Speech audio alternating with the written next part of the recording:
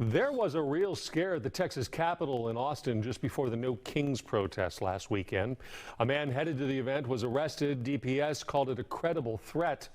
Happened the same day 2 lawmakers in Minnesota were also shot. Fox's Angela Shen has more.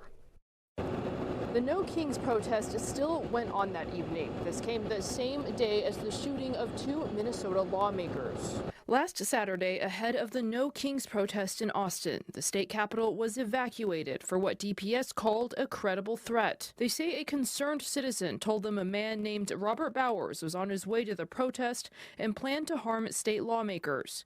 Bowers was pulled over on State Highway 71 in Fayette County. His car didn't have a front license plate and he was going 6 miles per hour over the speed limit.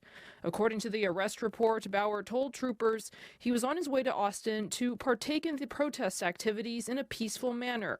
He was dressed in black pants and had knee pads and heavy-duty boots. The trooper wrote, "The pants and boots appeared to be worn in anticipation of physical activities during a protest. He also had a handgun in the car." This happened on the same day that 2 Minnesota lawmakers and their spouses were shot. State Representative Melissa Hortman and her husband died. That suspect, Vance Bolter, was arrested after a 43-hour manhunt.